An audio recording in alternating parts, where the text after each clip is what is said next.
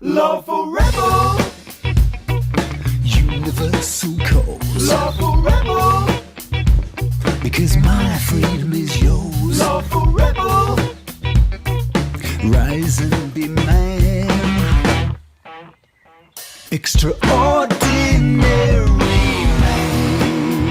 Welcome to Living Outside the Matrix, the show where we explode some of the many modern myths of today and question the important issues in the mainstream narrative.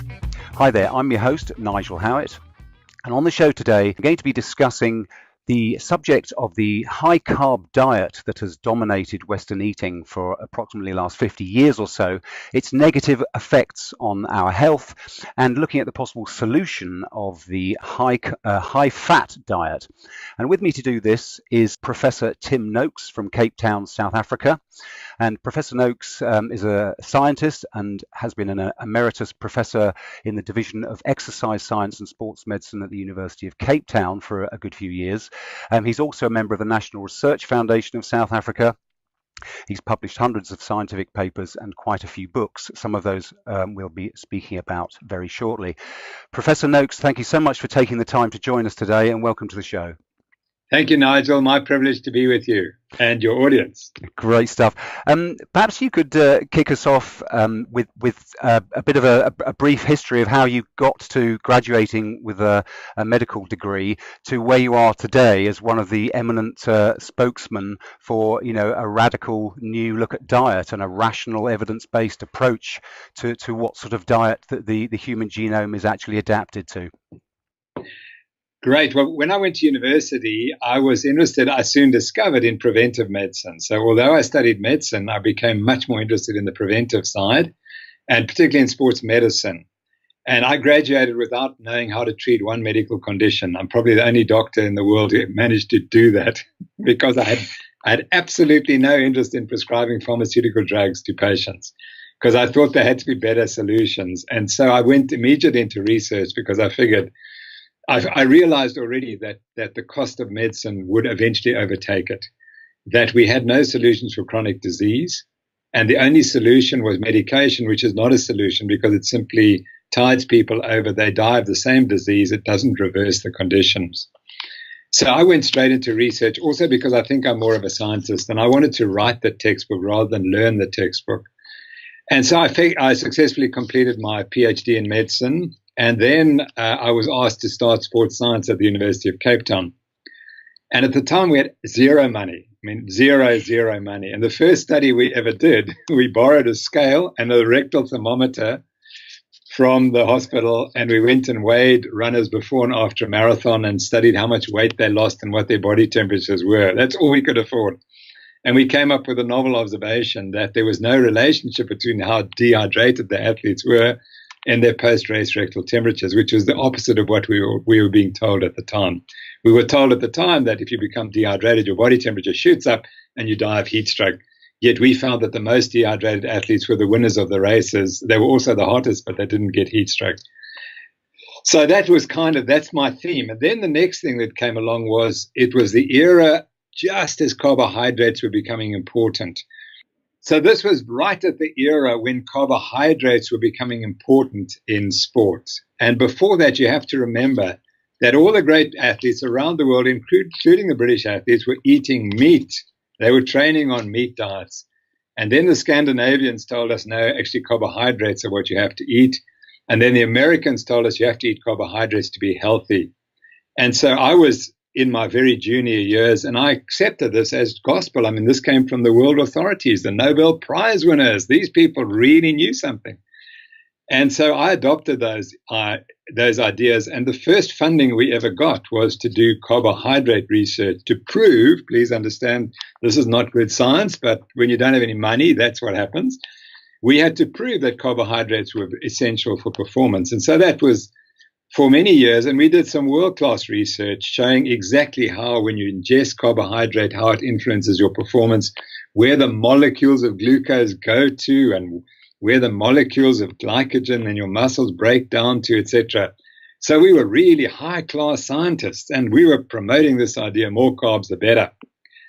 And so this went on, and I branched out into other areas of science. But ultimately, in 2010, I had my Damascene moment when I read a book called The New Atkins for the New You. And I was so angry because these were three really good scientists who'd written the book. And they were telling us we were wrong and that Atkins was right. And I said, I can't believe it. They've sold out to Atkins. So I went and bought the book. And 2 hours later, I said, oh, my gosh, I got it completely wrong.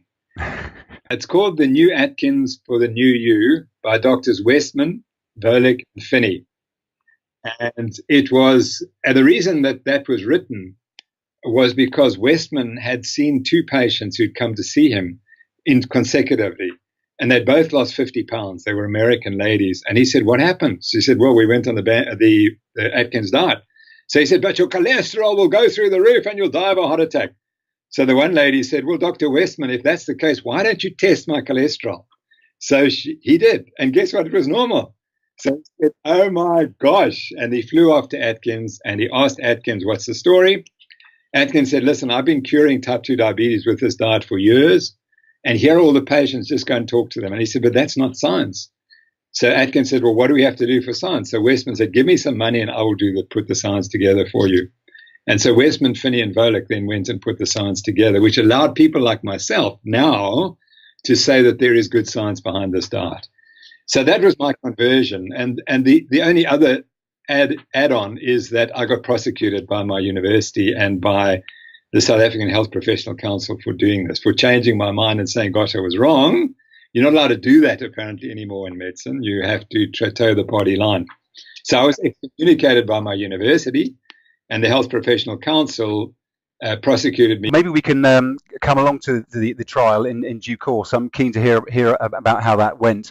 But just to sort of put this in some context, I mean, obviously, your whole mindset is that of a questioning man, a rational man, and somebody who places truth as a higher priority than an expediency and so forth.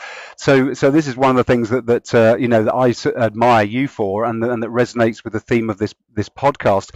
I think you've mentioned before somewhere that I've seen you saying about how paradoxes, you see a paradox and you're immediately drawn to uncovering the contradiction, because obviously a paradox is something which looks sound, the premises appear to be okay, the reasoning appears to be sound, and yet you end up with a contradiction.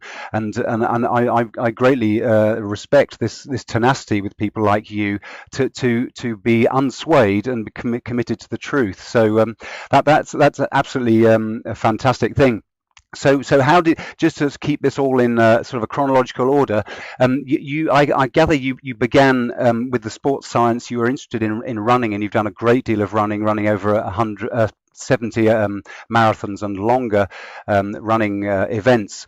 So you first got into running. Can you tell us a little bit about your walk through sports science, as it were, and for example, challenging the notion that we need to keep drinking when we're running and all these sorts of things?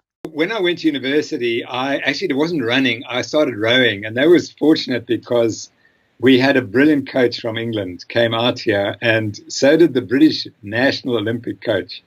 And I still remember the moment he gave us a lecture, and he went up to the drawing board and he said, right, here's the x-axis on the bottom and the y-axis are going up. And on the x-axis, we have the distance you've rowed, 0, 1,000, 2,000 meters. And on the y-axis is your blood lactate levels. And he said the reason why you feel so terrible after 1,000 meters is because your lactate is at 10 millimoles per liter, and that affects you you feel so exhausted.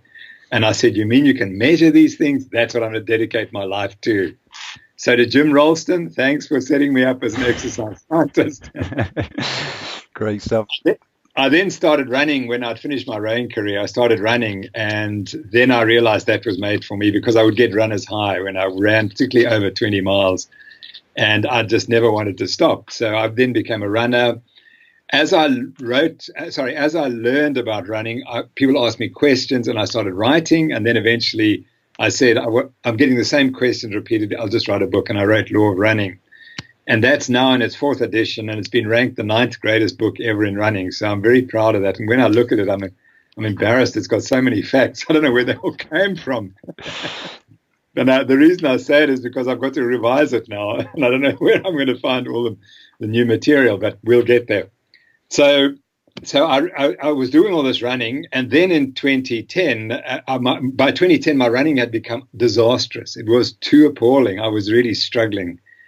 And then I realized, as a result of reading the book by Westman, that I had type 2 diabetes. And then I decided to go low carbs because that was the only solution that I could see. And in 6 weeks, I lost buckets of weight, and my running returned to where I had been when I was 40. So I was 60 at the time. I went back to running the times I'd run as a 40-year-old, and I couldn't believe it.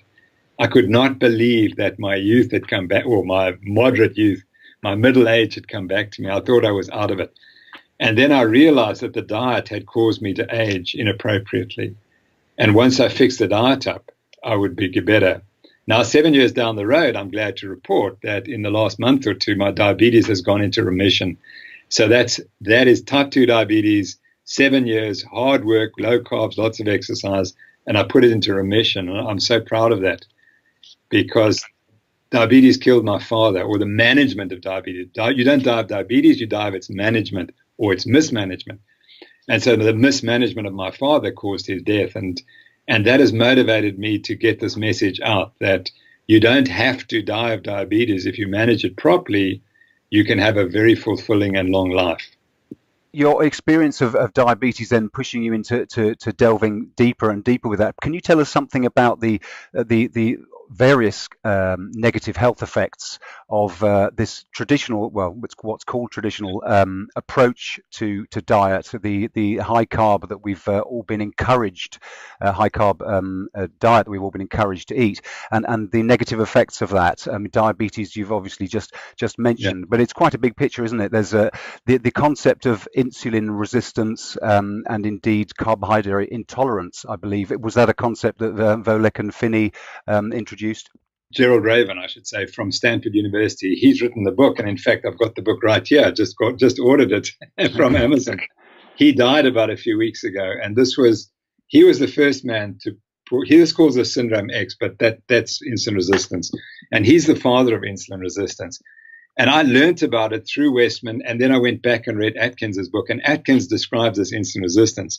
Now, it's really important for you to understand. My parents are from Liverpool, and 10,000 years ago, Liverpool was under ice. And so if you lived in Liverpool, you didn't eat grains. You didn't import grains from the north or from North America. And you didn't eat strawberries and ice cream and cream.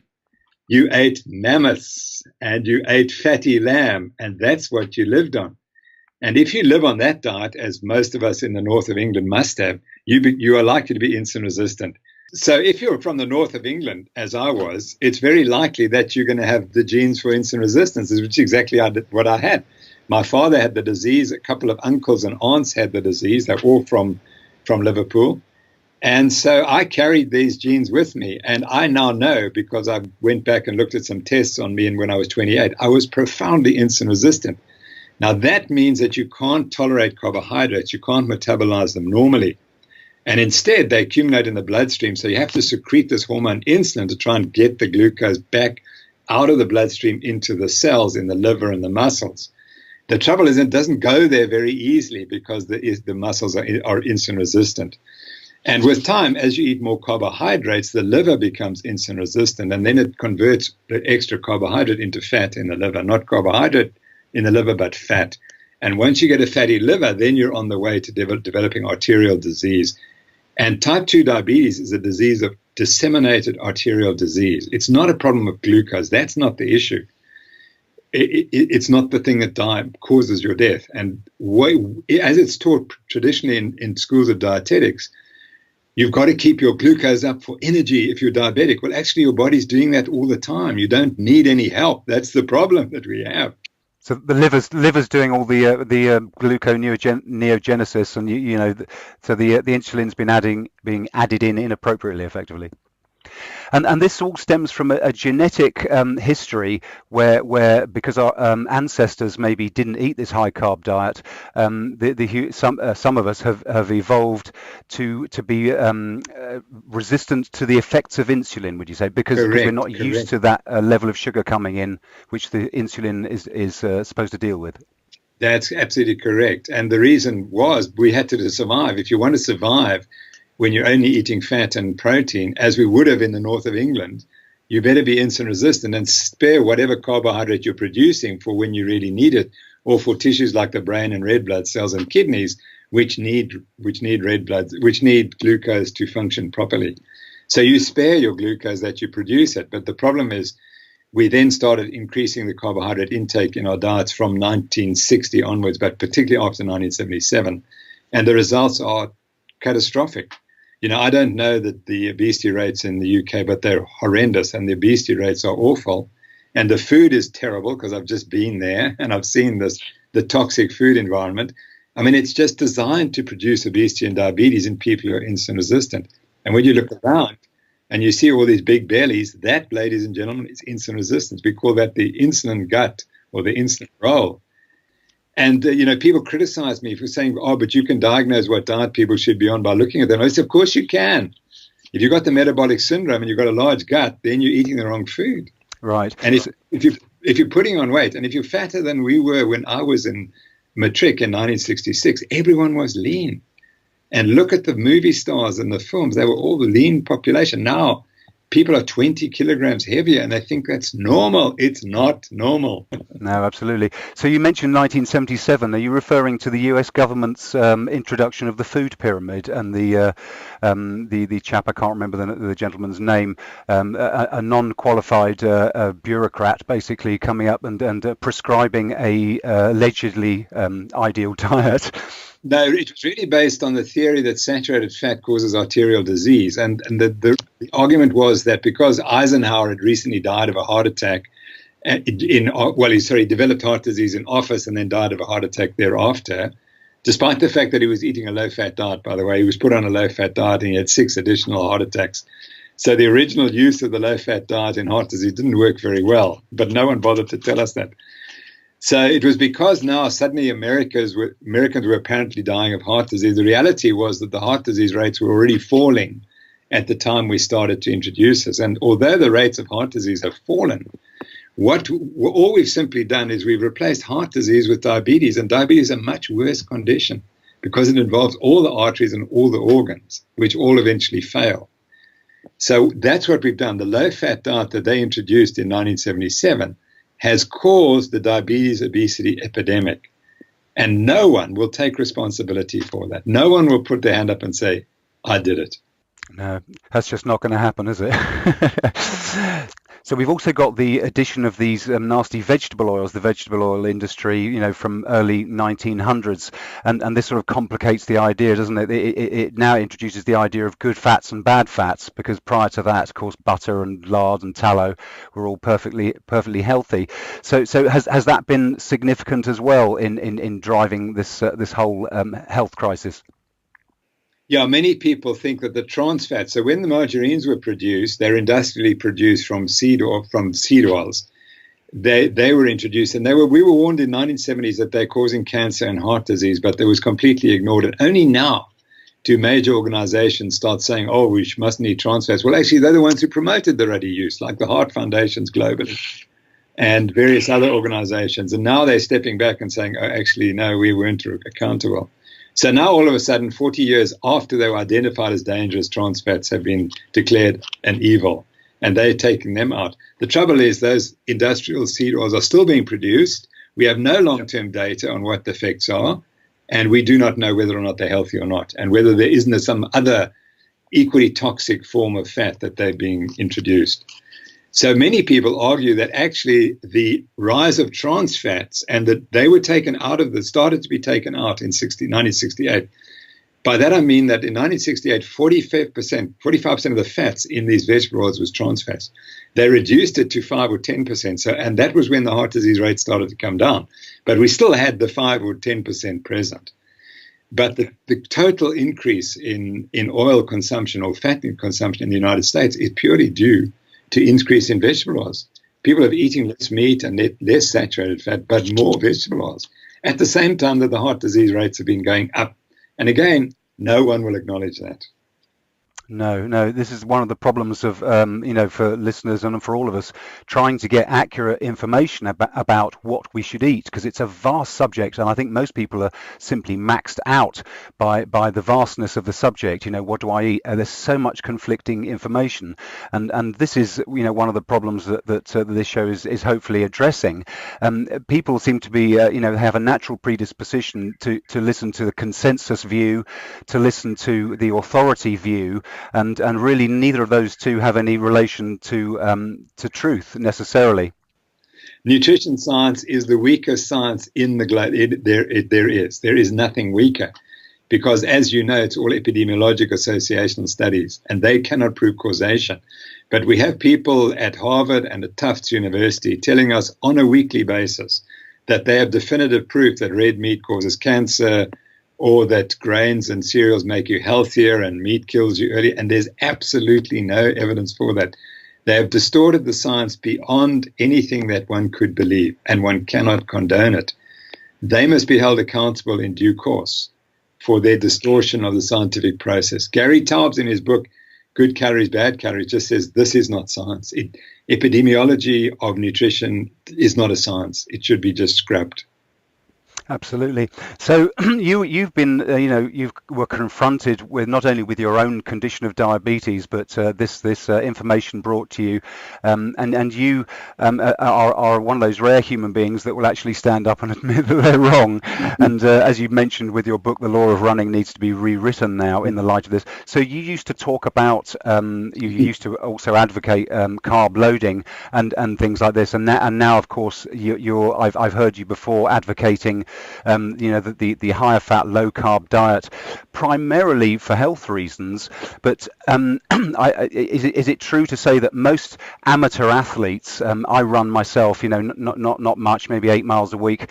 For us, it's also best to be fat adapted and having our bodies primarily burning fat as their primary fuel as opposed to glucose. But I think I've heard you say that there's an exception for perhaps the elite athletes. Can you draw a line somewhere there in the middle? Yeah, I think for the 0.1% of the population are world-class elite athletes competing in events lasting from, let's say, 5 minutes to 2 hours. I think we can't exclude the possibility that carbohydrates are crucial to their success. But this is an elite population who probably are highly gifted and metabolically different in that they burn carbohydrates very well. And it's their ability to burn carbohydrates and not to be sickened by a high carbohydrate diet that gives them an advantage. So one of the reasons, I suppose, that they are athletes is that they have this natural carbohydrate tolerance, I suppose. Would you agree? Yeah, I absolutely think that. And I show that. We're all graded. We all have different levels of insulin resistance. And if you're on the extreme carbohydrate tolerant group, you probably will be an elite athlete and you're very healthy and you can eat pretty much what you like. That's not true, but you can eat the carbohydrate amount that you like. Whereas for myself and most people, and this is where the problem is, people don't understand that the majority are insulin resistant. And they've never been told it, and the doctors don't recognize it. And these people, we sit on the far end, and we will just get type 2 diabetes, obesity, hypertension, cancer, dementia. Those are the diseases we're going to get if we eat high carbohydrate diets. It's just a matter of time. And the answer is not to get on the bandwagon by reducing your carbohydrate intake and eating as few carbohydrates as is necessary. The problem is, if you're an athlete like I was, and you're told, or I was telling people to eat more and more carbohydrates, we were eating 500 grams of carbohydrate a day. And then when you were competing, training 2 hours a day, you're eating 600 grams of carbohydrate. And that is just going to destroy your insulin-producing processes in the pancreas and make you more and more insulin resistant. And ultimately, you develop type 2 diabetes, I suspect, even at a young age. And now I'm 68 and I'm watching my other friends who are runners who didn't change their diets and continue to eat high carbohydrate diets. And they're aging quickly, and I worry about them. Absolutely. So I suppose you could say, looking on the positive side, then you are now advocating. I'll let you describe the diet, but to me, it's basically a high-fat, low-carb diet in its broadest sense, but also avoiding things like these industrial vegetable oils and processed foods, and there's probably a little bit more detail on that. But there seem to be enormous benefits of this broad approach to ramping up the fat intake, keeping protein moderate, but knocking out those carbs, and the benefits. I mean, I don't know whether you can elucidate any more, but you've described already how we can fundamentally avoid the diseases such as the metabolic syndrome and that basket of diseases associated with insulin resistance. But there's also clarity of thought. The fact that your appetite comes back and you're more in touch with your hunger. You have sort of access to long range fuel tanks, which obviously helps the amateur runner. I mean, it goes on and on, doesn't it? Improved gut health, improved dental health, reduced aging. I mean, why do you think so many people remain to be convinced? Is it just this entrenched mainstream view? Is it this the same old problem? Well, I mean, the population can be divided into different groups: the early adapters, the pathfinders, the early adapters, and then the late adapters. And at the moment, that's where we are. We've just started addressing the late adapters. So these are the people who take 5 or 6 years before the idea finally gets in. But once we think we've gone past the 16%, there's a 16% rule. Once you've got 16% of the population who are the early adapters adapting, then you quickly go through the rest of the population. And I think we're approaching that point. One of the problems is that the medical profession has been captured by the pharmaceutical industry and by big food. And the Dietetics Association is completely under the control of big food. And so that every time a person goes to a dietitian, they're going to get the same old advice that supports industry, doesn't support our health. And similarly, when you go to your cardiologist, they're going to check your cholesterol and put you on a statin. They aren't going to talk to you about diet. And similarly, when you have diabetes, you're just going to be given more insulin, because the drivers to the doctors, the drivers that keep the doctors in business and keep the research funds going, are coming from the pharmaceutical industry. And basically, unfortunately, medicine has become a profession that benefits by keeping you sick. There's no benefit for medical provision to make you healthy. And so that's what we're up against. And it's quite remarkable that none of us make any money out of this. The whole low-carb movement is completely altruistic. And so and people have to get to understand that. We don't want your money. We just want your health. And you don't pay us anything. Listen to this interview. Well, I mean, it's somewhat sort of slightly playing devil's advocate to that. I mean, I want to live in a healthy society surrounded by healthy thinking people. I'm better able to trade and interact with people if they're all in tip-top healthy conditions. So there is a kind of a rational self-interest motivation. I want the world around me to be healthy. But I do appreciate what you mean. There is no money, obviously, in advocating this model of it's sort of self-empowered healthcare, isn't it? It's the best health insurance that's unavailable to buy, but is readily available to anybody that's prepared to do some thinking and explore the evidence. So along with this approach, then we're looking at carbohydrates. So obviously, carbohydrates need to be distinguished from all plants are carbohydrates basically, and some are very, very high glycemic in that they readily turn into sugars, wheat and potatoes and so forth. And then you've got the fibrous vegetables that are perhaps much better for us. Where do you think that fruits sit in this? Because traditionally, again, we've been told to eat a lot of fruit, but if fruit juice, particularly when it's divorced from its fiber, if it's so high in fructose, do you advocate caution with fruit eating?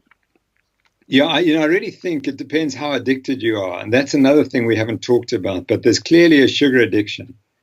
And you can hide your sugar addiction by eating fruit rather than sugar, but it's the same thing. And so what I did to reverse my diabetes was I said no more sweetness. 7 years ago, I said no more sweetness. If it tastes sweet, I won't eat it. And I don't care if you added stevia or other sweeteners, those are out. I just don't want any sweetness taste. And that's how I controlled my sugar addiction, because I was a full-blown sugar addict. And I think that you have to realize that as long as you're eating fruit, it's going to be very difficult for you to get your carbohydrate intake down low enough. If, like me, you're a type 2 diabetic and you need to get it down to 25 grams a day. If you are an athlete and you're running 2 hours a day and you had an apple a day or a banana a day, I can't see a problem. Because but if that's all your carbohydrate was plus a few vegetables, that would be fine. But that's not what it is. People eat a banana for breakfast with their cereals and their orange juice, and they've had a 200-gram carbohydrate load for breakfast, and they're hungry 3 hours later, and so they'll top it up with some more carbohydrates. So you have to understand that fruit is simply a sugar. It's a sweet. It's a luxury. You eat it infrequently, and you don't eat it almost at all if you're a diabetic. And people don't get that distinction. You know, The reason I reversed my diabetes was I've been absolutely strict for 7 years. I would not have reversed it if I hadn't said, I am going to go with this thing 25 grams a day for as long as it takes. And it took 7 years. Yeah. So, and I guess another important factor to consider when we look back, like the paleo diet people at what our ancestors were eating, and the point you made earlier, is that certainly in temperate climates, fruit would not have been available all year round, would it? So it would have been available to perhaps gorge on and put on a few kilos or pounds prior to the winter where you'd be burning your fat. But of course, today we've got 24/7 everything available, and that obviously complicates the issue for a lot of people. Yeah, exactly. And, you know, people would argue that the addictive nature of sweet foods and sugars was exactly that, because you wouldn't get through the winter unless you were fat. And so you had to get fat by eating the sugars. And so that was very beneficial. But today, as you've indicated, it's quite the opposite. And let's make the point that the fruits that are available today are totally different from the fruits that were available 600,000 years ago or 6,000 years ago. Absolutely. They've all been engineered to make them as sweet as possible. Yep. So Dr. McCullough, for example, he advocates a differentiation with carbs between the fiber and the rest of the carbs. So he talks about net carbs. How do you, in terms of vegetarianism, veganism, where obviously, that's all carbohydrates divided as just mentioned there. Do you have any thoughts or guidance, to say to the people that would advocate, effectively a high carb diet, although largely fibrous, and therefore some mitigating qualities there to that sort of diet plan? Go on. Very few vegetarians eat that type of diet that you're describing, where they eat just fibrous vegetables. So the reality is the vegetarian diet is highly processed. And that's really the problem with it. It's highly processed and it doesn't have a good nutrient density. You can definitely eat a ketogenic diet if you're a vegetarian, but you have to eat a lot of fat. And you have to eat a lot of fat, so avocados and coconuts, and I don't know, maybe ghee if you're prepared to eat some butter as well. But and then you must get a really good source of protein, which is probably the real stumbling block. But if you're going to eat a lot of carbohydrates and vegetarianism, you're not going to get the benefits of the low carbohydrate form of eating. So the point is, vegetarians can eat a low carbohydrate diet. But then it's difficult for them because they have to eat a lot of fat and they have to get a really good source of protein, which doesn't come with all the carbohydrate, because that's the problem with vegetables. They package protein and carbohydrate together. Right. I was talking to Dr. Zach Bush from Virginia in the USA last week, and he mentioned something about, he's a specialist in the gut health, and he was saying how a lot of the gut, the microbiome in the gut, assuming it's a healthy gut, of course, has the ability to digest some of the carbohydrates into fats, like some of the primates used to do. Do you think there's any merit in that sort of approach? Oh yeah, I mean that's the very good point he makes, is that the only thing that can break down cellulose is anaerobic bacteria, and humans are not designed to sustain large numbers of anaerobic bacteria. We can only digest about 25 grams of fiber a day, and that's not very much vegetables. Yeah. So that's why if you eat a high vegetable diet, you get gut problems, because overloading the gut, and you don't have the bacteria to generate the fatty acids. So it's very important to remember that although a cow eats a 100% carbohydrate diet, the food that they digest is 75% saturated fat. And this is important because people who argue that saturated fat is unhealthy say, well, actually we're evolved from primates who provided 75% of the energy coming to the blood system was saturated fat. How can it be dangerous for you? Maybe, great, thank you for that. Maybe we can move it on to the court case because, like many people that are challenging the system, the mainstream narrative, and trying to get the truth out there, or trying to get people to re-look at exploring their premises to find out if we're actually on course for revealing the truth, and many of them end up getting shot down. So can you tell us a little bit about the court case that you mentioned earlier? You briefly touched upon how was it the university that you worked for that took you to court? Can you walk us through that story, because it's fascinating? Yeah, so what happened in 2013, we wrote a book called The Real Meal Revolution, which I'm glad to say is available in Britain. And it caused a storm in this country. We sold 250,000 copies, which is like one of the best sellers in the history of South African literature. And what it did was that it completely changed the discussion and the debate, because all of a sudden, all these people were eating more fat and losing weight. And they'd go to the dietitian and say, Dr. Noakes says, if I eat fat, I'll lose weight and reverse my diabetes. And the dietitians would say, but that's rubbish. And so they would say, but actually it's happened to me. And they couldn't explain it. And so there was a move away from the dietitians. And as a consequence, the head of the Association of Dietetics in South Africa colluded with the Health Professional Council to set up a plan to have something happen to me. And 4 days later, after this collusion began, they got the opportunity, because I tweeted in response to a lady's question for information, not medical advice, for information for herself and her son, who had just been born. She wanted to know something about breastfeeding and whatever. And so I added in the key is to wean onto a low-carb, high-fat diet. And the lady from the Association for Dietetics in South Africa reported me within 9 hours. She reported me the Health Professional Council for giving dangerous information that would potentially harmful for many children.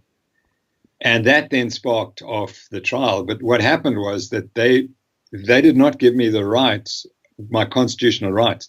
And my constitutional right was that once I had I'd been sent a letter and had responded to it, I had every constitutional right to meet the committee who now had to decide, should I be prosecuted or not? And I never got that right, which is against my constitutional rights. Instead, I was simply charged and I was prosecuted. And so I realized that we were in for some fun. And fortunately, I have I had one great friend at that time, Dr. Rocky Ramdas, who was a lawyer who I'd worked with on another case. And I phoned him and I said, Rocky, we're in trouble. And I said, I need your help. So he said, Tim, brother, we're now brothers. We completely bonded. He said, Tim, I will defend you for whatever it needs. And I will not charge you a cent. Oh, marvelous. And he has put 4 years of his life into this trial.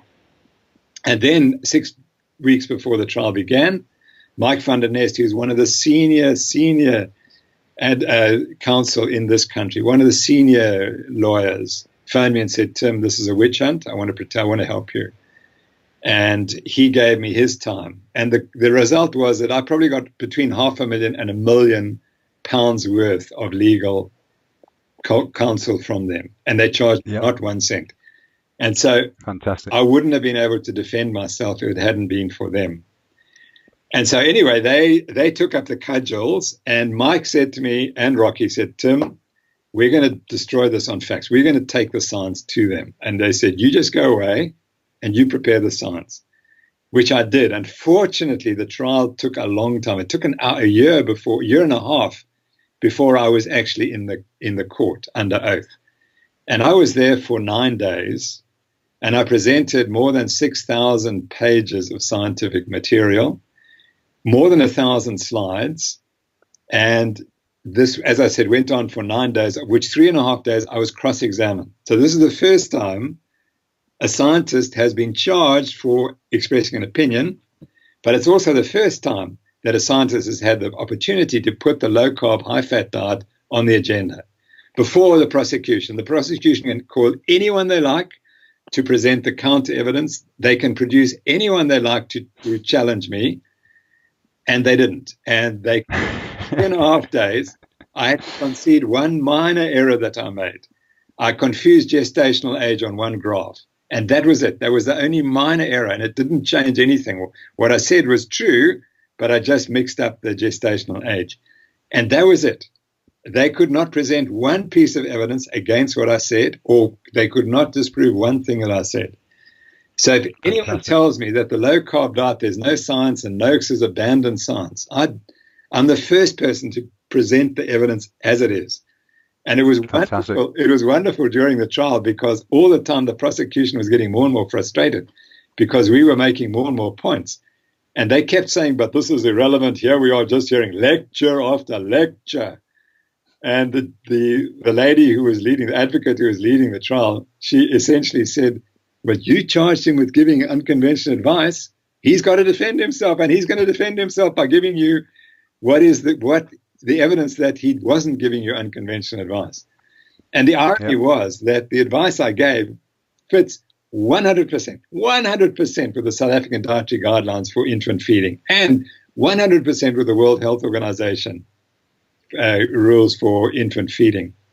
And the person who drew up the guidelines and whose stamp is on the guidelines was the key expert witness for the prosecution.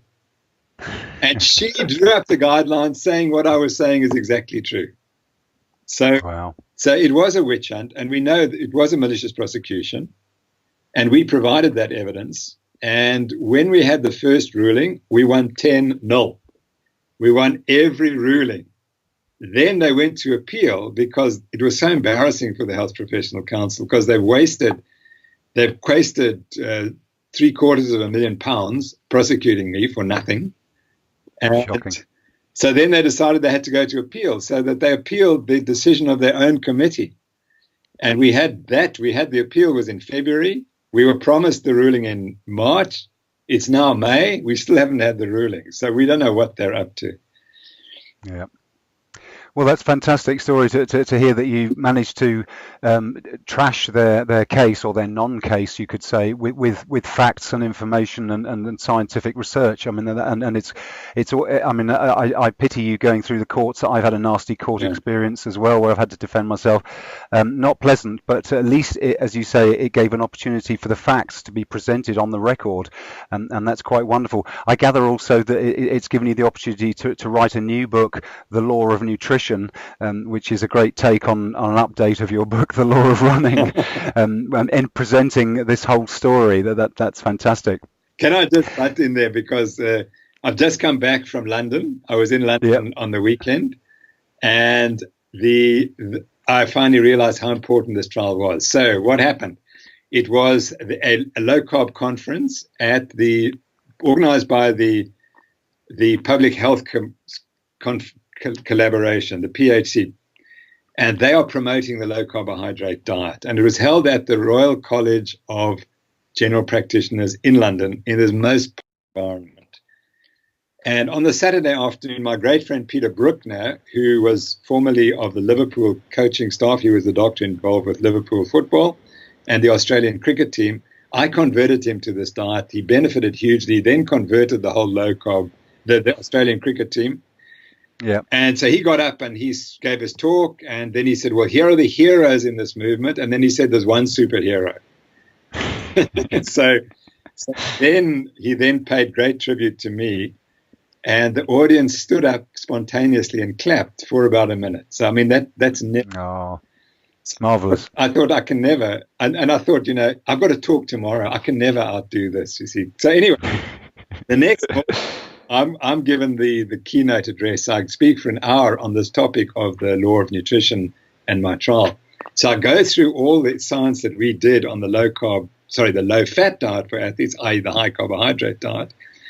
And I explain where I was wrong. And I say, I'm terribly sorry I was wrong, and I harmed patients, etc., and I harmed athletes. And then I went on to the trial. Now, because my parents are from Liverpool, and because Peter was the doctor for the Liverpool football team, and because there's an important match coming up soon with Liverpool playing in the European Cup finals, I brought with me the video, You'll Never Walk Alone, as the final. So as I said, and I'm finished, but I've got one last thing to play, and I turn this on, and the audience sees what it is, and they all stand up and they start to clap. And they clapped for the whole duration of the You'll Never Walk Alone. And at the end, they were all singing. The whole audience was singing You'll Never Walk Alone, and everyone was crying. Great. It's marvelous. It's what a fantastic example of the truth outing, and ultimately the truth can't be held in, and it is a remarkably emotional experience, isn't it? When these things, when the truth is seen for what it is, and when we see success pushing against the vested interests who would try and stop people accessing this information, which leads to direct impact on quality of life, doesn't it? So it couldn't get more crucial. Absolutely.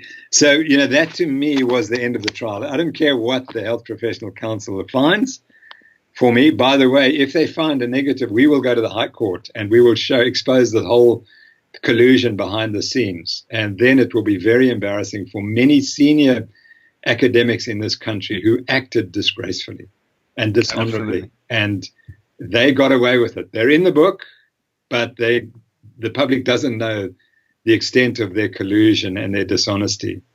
And I was the target of what's called mobbing, and that is the most disgusting activity by academics. They mob you and isolate you from your profession, and that's what happened to me. I worked for 40 years for this university, and they mobbed me, which meant they completely excluded me from the university, and everyone else around me had to now go with the mob.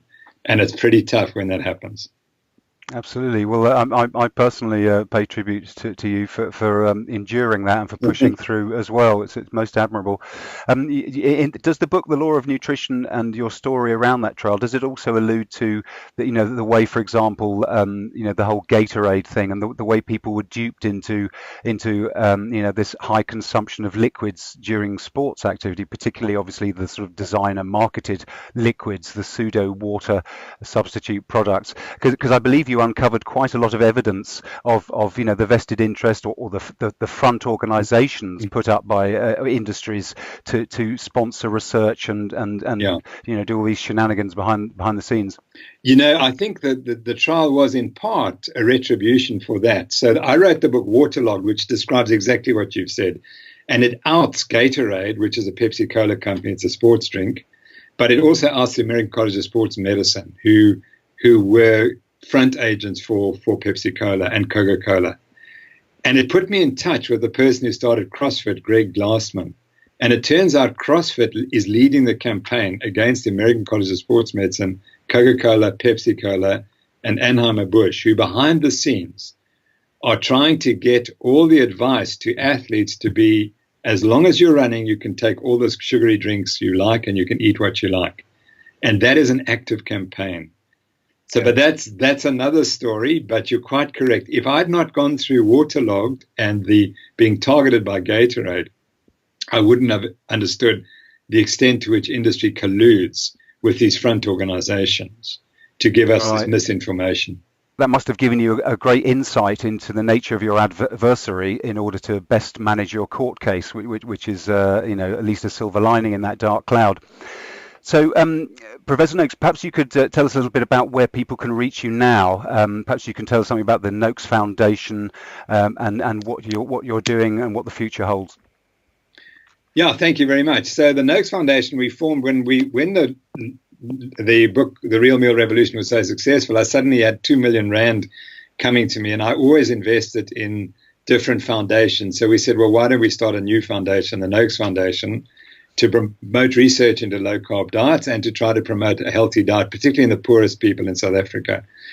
And we've been very successful. And the two projects we're currently working on is firstly what we've called a nutrition network. We decided we have to educate the doctors. Yeah. And we've put together a course for doctors to teach them how to prescribe this low-carb diet. And there's been an overwhelming response. I think it's probably the only online course that's available for doctors and other registered medical professionals. So that's been amazing, and we've put in quite a lot of effort into that.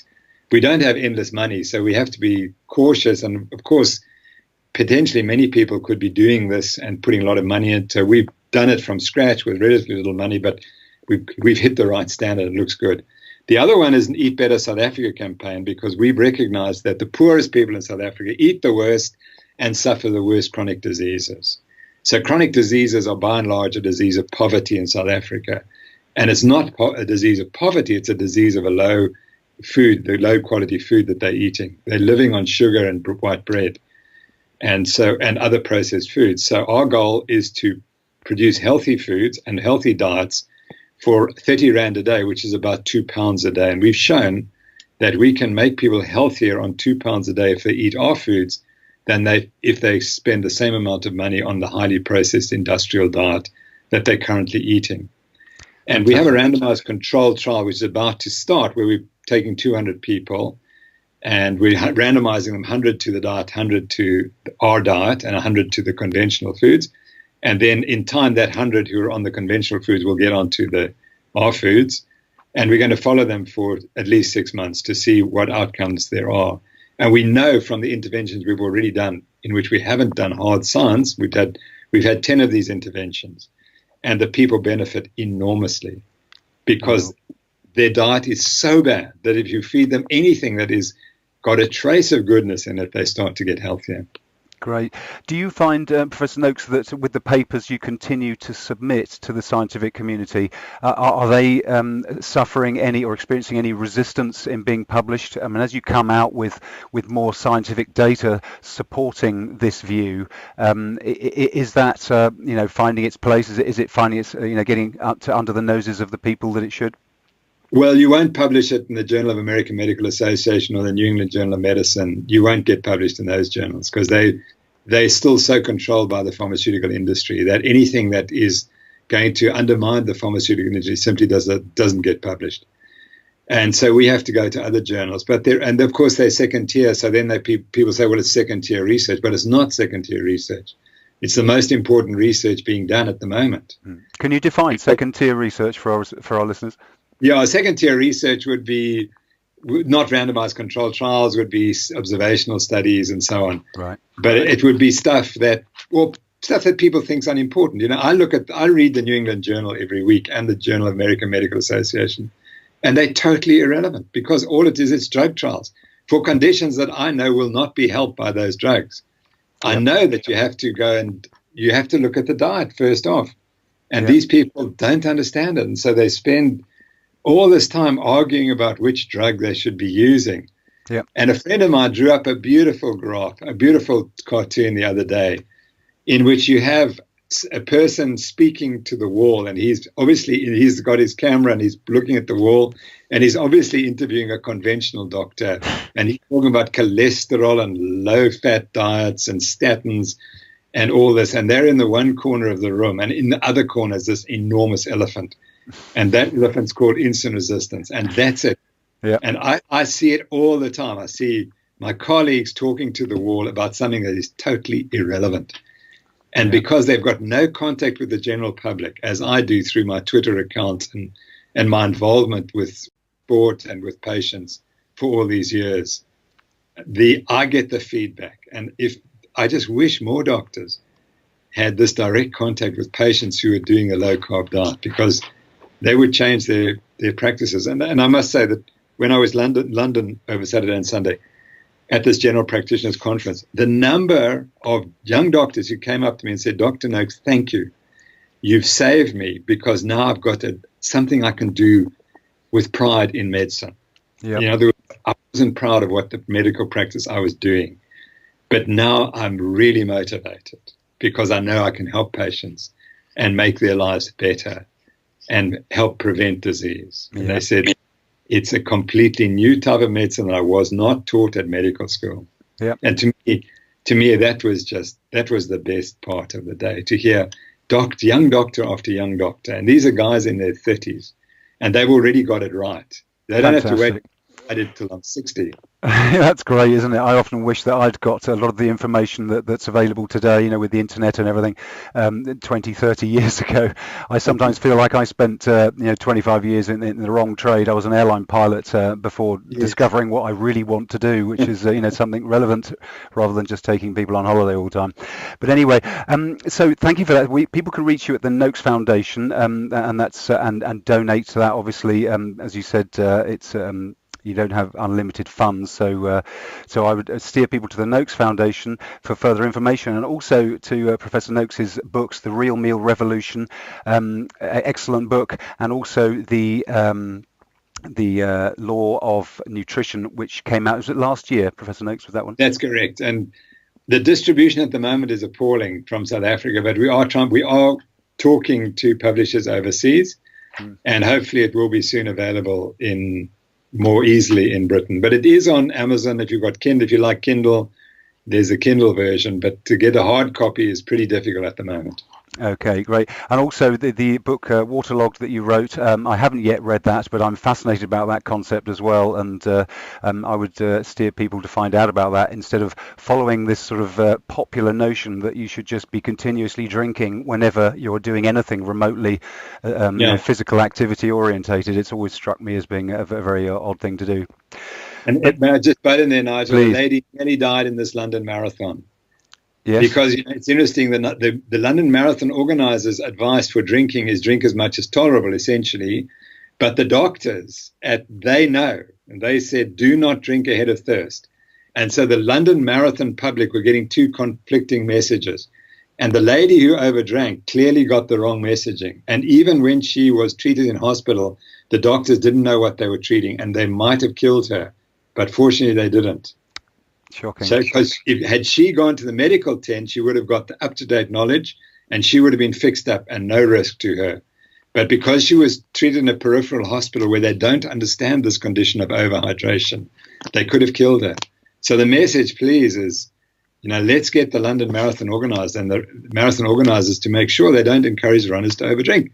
But they have to, because they're funded by the sports drink industry, so they're always going to tell athletes to overdrink. Well, thank you very much for that important addition. That's great. And Professor Noakes, thank you so much for giving us your time today and joining us on the show to share, a crucial part of people's general overall education of how do I take care of myself, what do I eat, what do I need to know about my body in order to thrive.